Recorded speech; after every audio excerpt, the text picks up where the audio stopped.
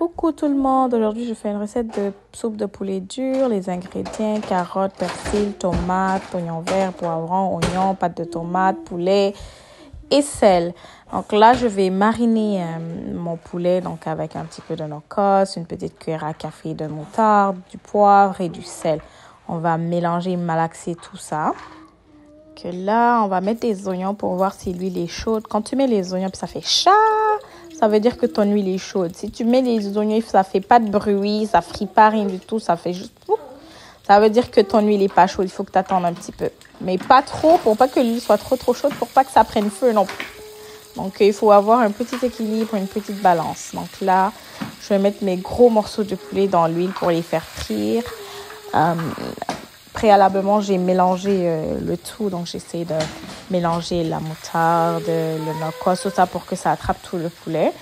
Ça, c'est quelque chose que vous pouvez faire la veille si vous voulez plus de goût dans le poulet. Mais après, si vous voulez faire une recette live, c'est pas nécessaire. Vous pouvez le faire là, puis ça va être bon. Donc là, je vais retourner mes poulets de l'autre côté pour que ça soit frit également de l'autre côté. Voilà.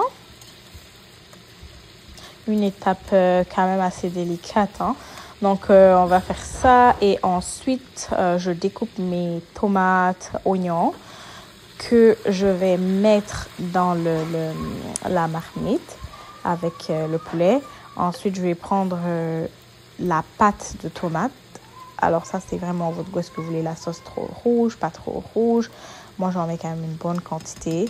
Donc ça, c'est l'équivalent d'une grosse cuillère à soupe, une deuxième grosse cuillère à soupe. Donc j'ai mis 2 grosses cuillères à soupe avec des oignons découpés et des tomates. Donc ça, je fais cette étape-là parce que quand tu frites, donc je disais que c'est pour que la tomate, l'huile devienne rouge. Dans le fond, il faut frire la tomate un petit peu, comme ça ton huile va devenir rouge. Parce que si tu mets tous les ingrédients en même temps, ta sauce ne va pas être rouge. Ça se peut que ce soit blanche avec un goût de tomate.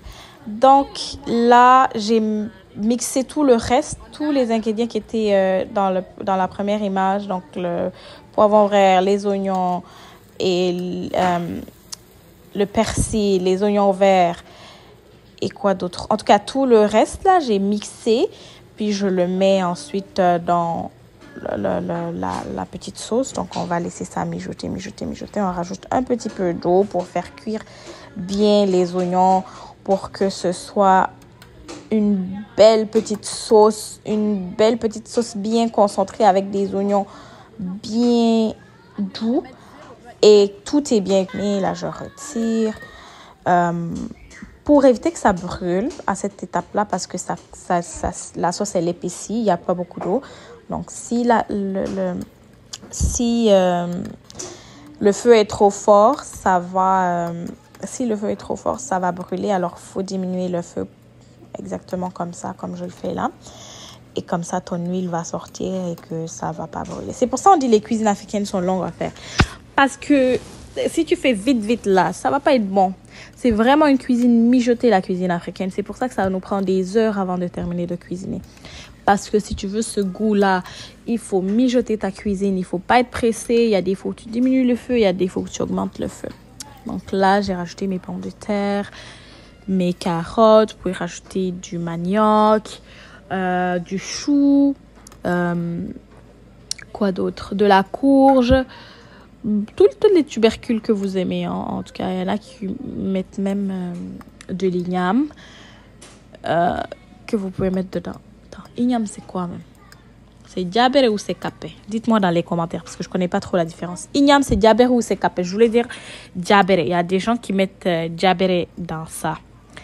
Donc, regardez comment ma sauce a épaissi. Regardez comment le poulet est trop bon. Regardez déjà. Ça, là, c'est un magnifique soupe pugerto de la gloire glorieuse. Regardez-moi ça. Très épais, très bon. Hein, regardez. Donc là, j'essaie de faire une petite décoration. Rien du tout. Là, un îlot de riz entouré de sa sauce, poulet et carottes. J'ai mis du gombo. My God, je vous dis le goût de ça. le goût de ça. C'est trop bon. Trop bon. S'il vous plaît, c'est cette recette. Si vous connaissez une Guinéenne, dites-lui de vous montrer comment faire cette recette. Bye!